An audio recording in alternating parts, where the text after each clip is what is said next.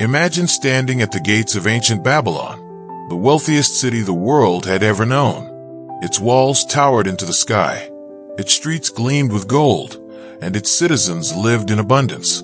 Yet walk just a few blocks away, and you'd find people struggling, drowning in debt, wondering where their next meal would come from. Same city, same opportunities, two completely different lives. What made the difference? Was it luck? Birthright? Divine favor? No, it was something far simpler, far more powerful, and available to anyone willing to listen. Over 5,000 years ago, a man named Arkad discovered the secret to wealth. Not just money, but true prosperity. The kind that lasts, the kind that grows, the kind that transforms not just your bank account, but your entire life. And now, that secret is yours. You're watching the book Sanctuary. Welcome. Today, we journey into one of the most timeless financial guides ever written, The Richest Man in Babylon by George S. Clason. Published in 1926, this book has transformed millions of lives across generations, teaching fundamental principles of wealth through the ancient parables of Babylon. George Clason was a successful businessman, publisher, and mapmaker. But what made him legendary wasn't his own fortune. It was his ability to distill the laws of money into simple, universal truths that anyone could understand and apply. This isn't just a book about money. It's about dignity, self-respect, freedom. It's about learning to master your financial destiny so that you can live with purpose, provide for your family, and leave a legacy worth remembering. As you listen, you'll meet men who were once slaves and became merchants. You'll hear the advice that turned paupers into princes, and you'll discover that the same principles that built the greatest city in antiquity can build the life you've always wanted. So settle in, let the wisdom of Babylon wash over you, and prepare to see money and life in a way you never have before. Chapter 1. The Man Who Desired Gold. Let's begin in the workshop of Bansur, a chariot builder in the heart of Babylon. The sun beat down mercilessly on the dusty streets, and Bansur sat slumped on a low wall, staring at his half-finished chariot. His wife kept glancing at him from the doorway, her eyes filled with quiet worry. The meal bag was nearly empty. The chariot needed to be finished, but Bansur couldn't move. He was trapped, not by chains, but by a feeling far heavier, the weight of wondering why, after all his years of hard work, he had nothing to show for it. Then came the sound of a lyre. His old friend Kabi, the musician, appeared with a grin and an outstretched hand. "Lend me 2 shekels, my friend," Kabi said cheerfully. "I'll pay you back after tonight's feast." Bansur's face darkened. "If I had 2 shekels," he said slowly, "they would be my entire fortune. And no man lends his entire fortune, not even to his best friend." Kabi's smile faded. "You, without even 2 shekels. But you work harder than anyone I know." "That's exactly the problem," Bansur replied, his voice cracking. "We live in the richest city in the world, yet we have nothing. I work. You work. We've worked our entire lives. And for what? For porridge and worn-out robes." The 2 friends sat in silence, the truth settling over them like dust. Around them, Babylon glittered with gold. Travelers spoke of its wealth with awe. Kings paid tribute to its power. Yet here they were, 2 skilled, honest men, living like beggars in a palace. "Why?" Bansur finally asked. "Why can't we acquire gold? Why do others have so much while we have nothing?" It was Kabi who offered the answer that would change everything. "Perhaps," he said quietly, "there's a secret. Perhaps we've never learned it. But there's one man in Babylon who surely knows. Arkad, the richest man in the city." Bansur's eyes lit up. "Arkad, we grew up with him. We studied with him. We played the same games. He was no smarter than us, no stronger, no luckier. Yet now he rides in a golden chariot while we struggle for bread." "Then let's go to him," Kabi urged. "Let's ask him how he did it. Let's learn what we've been doing wrong." And so, the 2 men made a decision that day. a decision that would not only change their lives, but echo through the ages. They decided to seek wisdom instead of gold. They decided to ask, because that's where all wealth begins. Not with money, but with the willingness to learn. Chapter 2. The Richest Man in Babylon. When Bansir and Kabi arrived at Arkad's home, they weren't alone. Word had spread. Other friends from their youth. Men who had also struggled, who had also wondered why wealth seemed to avoid them, came too. They gathered in Arkad's hall, sitting on small rugs, their faces filled with hope and curiosity. Arkad greeted them warmly. He was an older man now, dressed in fine robes, his presence calm and commanding, but there was no arrogance in his eyes, only kindness. "My friends," Arkad began, "you say I am fortunate. You say fate smiled upon me and not upon you. But let me tell you the truth. There is no such thing as a fickle goddess of fortune. Luck is not something that happens to you. It is something you create." The room fell silent. "If you have failed to acquire wealth," Arkad continued, "it is because you have failed to learn the laws that govern it. Wealth is not a mystery. It does not come by chance. It comes by understanding, and then by doing." One of the men spoke up. "But Arkad, we work as hard as you ever did. We are honest. We are skilled. Why then are we still poor?" Arkad smiled gently. "Because you have never paid yourselves." The men looked confused. "Every man here earns coins," Arkad explained. "But where do those coins go? To the garment maker, to the sandal maker, to the food merchant, to the landlord. You pay everyone but yourselves. You work for others, and at the end of the month, you have nothing." He let that sink in. "When I was young," Arkad said, "I worked as a scribe, carving words into clay tablets. My earnings were small, but I made a decision that changed my life. I decided that a part of all I earned was mine to keep. Not 1/5, not 1/2, but at least 1/10, no matter what." He paused, looking into the eyes of each man. "That 1/10 was my seed. I planted it. I nurtured it. I protected it. And it grew. Every coin I saved became a servant, working for me. And every coin that servant earned became another servant. And soon, I had an army of golden servants, all working, all earning, all making me wealthier." "But how do we start?" one man asked. "We have debts. We have families to feed." "Start with 1/10, Arkad said firmly. "Live on the rest. You will find, as I did, that you can manage. You will learn to control your expenses. You will learn to distinguish between your needs and your desires. And slowly, surely, your purse will grow heavy." He stood and looked around the room. "This is the first cure for a lean purse. A part of all you earn is yours to keep. Not less than 1/10, and that part must never be spent. It must be saved. It must be invested. It must work for you." The men nodded, inspired. For the first time, they understood. Wealth was not about earning more. It was about keeping more. And that was something they could start doing today. Chapter 3. 7 Cures for a Lean Purse. Over the next 7 days, Arkad taught a special class.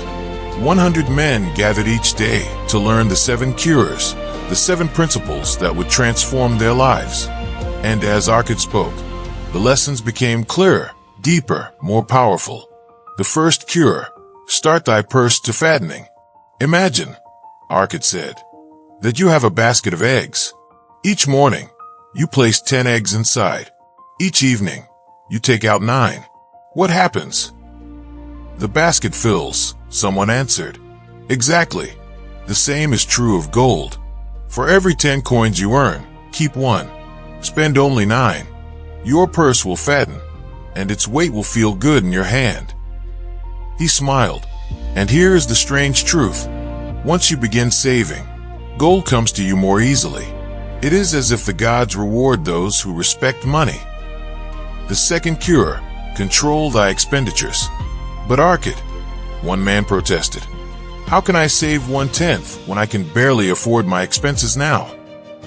Arkad's eyes gleamed. because your expenses will always rise to meet your income, unless you stop them. He explained that desires are endless. Every man wants more than he can afford, but the wise man chooses. He budgets. He decides which desires are worth pursuing and which are not. Create a budget, Arkad urged. Write down your necessary expenses. Then write down your desires. Cross out the ones that matter least. Live on 9/10, and you will find that you live just as well, if not better. The third cure, make thy gold multiply. Gold in a purse is satisfying, Arkad said, but gold that earns more gold is thrilling. He told them how he had loaned his first savings to a shield maker named Agar, who used the gold to buy bronze and paid Arkad a rental fee. Each time Agar paid him back, Arkad loaned it again, and each time, his wealth grew. Put your gold to work, Arkad said. Let it earn. Let its earnings earn. And soon, you will have a stream of income that flows whether you work or not. The fourth cure, guard thy treasures from loss. Many men, Arkad warned, lose their gold to foolish ventures. They listen to friends with grand schemes. They trust men who know nothing of business, and they watch their savings vanish. He told the story of his own first investment, a disaster involving fake jewels and a dishonest merchant. I learned the hard way, he said. Seek advice from those who handle gold daily. Invest only where your principal is safe, and never risk what you cannot afford to lose. The fifth cure, make of thy dwelling a profitable investment. Arkad spoke of the joy of owning a home. A man who owns his roof, he said, has confidence. He has security, and he can pay his mortgage just as easily as he pays rent, except that one day, the home will be his. The sixth cure, ensure a future income. Provide for your old age, Arkad urged. Provide for your family. Set aside gold now, so that when you can no longer work, you will still have income. Do not wait. Start today. The seventh cure, increase thy ability to earn. The more skilled you are, Arkad concluded, the more you will earn. Study your craft. Learn from the best. Work with passion, and respect yourself by paying your debts, caring for your family, and acting with honor. By the end of the 7 days, the 100 men left transformed. They had learned not just how to earn gold, but how to master it. Chapter 4. Meet the Goddess of Good Luck. One evening, Arkad opened a discussion about luck. Do you believe in luck? He asked the gathering crowd. A cloth weaver stood and said, I found a purse of gold today. Is that not luck? Perhaps, Arkad replied. But tell me, have any of you ever found such treasure? Silence. Then luck of that kind is rare. But there is another kind of luck, one you can attract. It is called opportunity. He shared a story. A merchant once offered to sell a flock of sheep at a low price because he needed to return urgently to his sick wife. But the buyer hesitated, refused to pay that night, and by morning, other buyers had arrived and paid 3 times the price. That man lost his luck, Arkad said, because he hesitated. Opportunity does not wait. Those who act quickly and decisively attract good fortune. Those who delay lose it.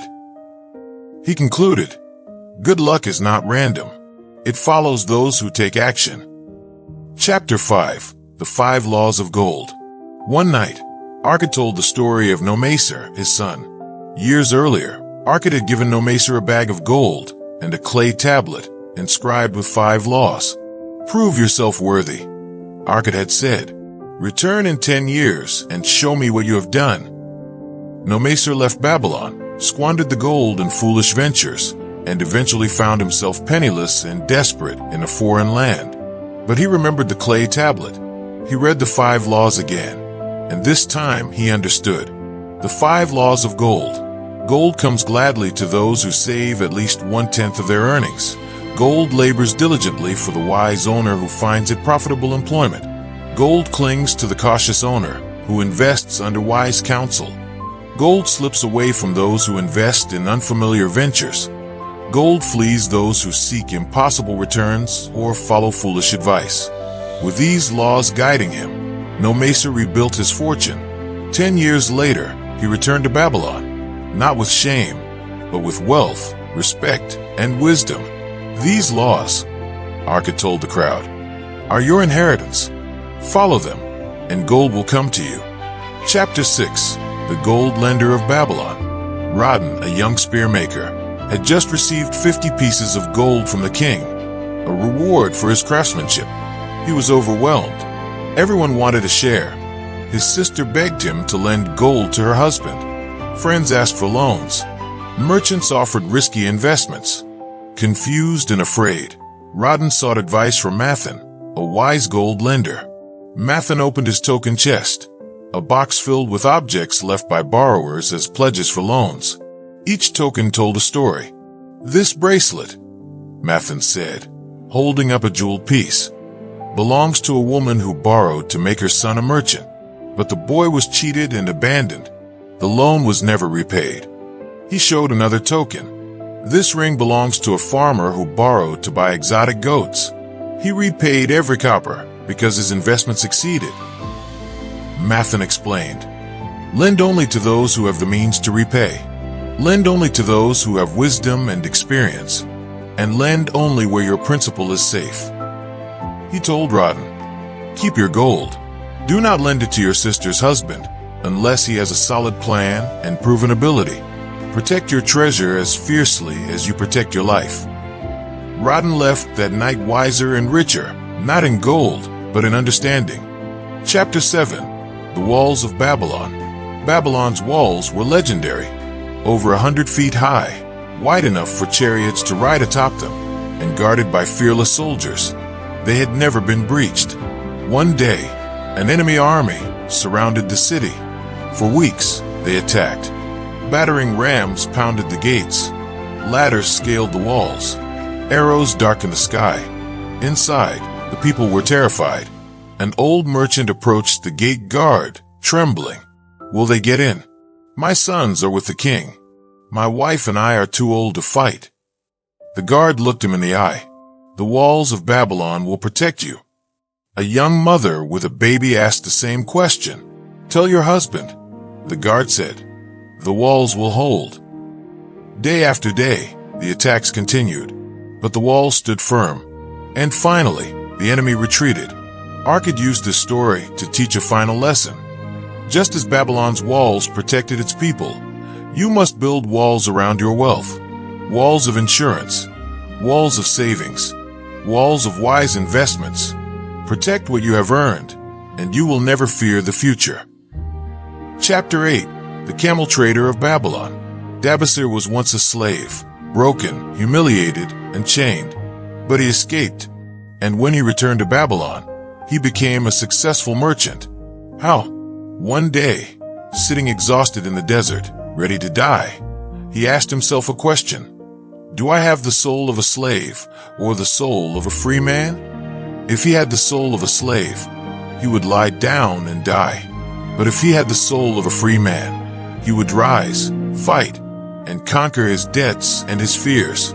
He chose freedom. Back in Babylon, Dabasir visited every person he owed. He couldn't pay them immediately, but he made a promise.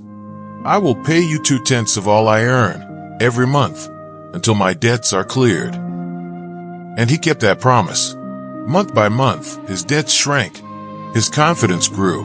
And eventually, he became one of the most respected men in Babylon. Where the determination is, Dabasir said, the way can be found. Chapter 9. The Clay Tablets from Babylon. Thousands of years later, archaeologists unearthed 5 clay tablets buried in the ruins of Babylon. They were inscribed by Dabasir himself, recording his financial plan. The tablets revealed his strategy. Save 10% of all earnings. Live on 70% of all earnings. Use 20% to pay off debts, fairly distributed among creditors. A professor in England read the tablets and decided to try the plan. He was drowning in debt. His wife was worried, but they committed. Within 2 years, every debt was paid. Their savings grew. Their marriage strengthened, and they wrote back to the archaeologist. This 5,000-year-old plan saved our lives. The wisdom of Babylon was not dead. It was eternal. Chapter 10. The luckiest man in Babylon. Sharanada was once a slave. Now he was a wealthy merchant, riding at the head of a grand caravan. Beside him rode Hayden Gula, the grandson of his old friend and partner, Arkad Gula. Hayden Gula was entitled, lazy, and adorned with jewels. He believed work was for slaves. Sharanada decided to teach him a lesson. He told Hayden Gula the story of his own life, how he was sold into slavery, how he was beaten and humiliated, and how he met Arkad Gula, who gave him a chance. But it wasn't luck, Sharanada said. It was work. Work saved me. Work earned me respect. Work gave me freedom. By the end of the story, Hayden Gula wept. He removed his jewels and his fancy robes, and he vowed to follow in his grandfather's footsteps, not as a man of privilege, but as a man of purpose. And so, we come to the end of our journey through ancient Babylon. But the lessons we've learned are not ancient at all. They are alive, vibrant, and as relevant today as they were 5,000 years ago. The secret to wealth is not complicated. It's not hidden. It's not reserved for the lucky few. It is simple, universal, and available to anyone willing to listen. Pay yourself first. Control your spending. Make your money work for you. Guard it from loss. Invest in your future. Increase your earning power. And act with honor. These are the laws. They built the richest city in the world, and they can build the life you've always dreamed of. So take these lessons. Write them down. Live them. Teach them to your children.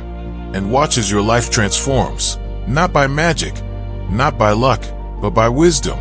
If you enjoyed this story, subscribe to the Book Sanctuary and let the world of words inspire your soul.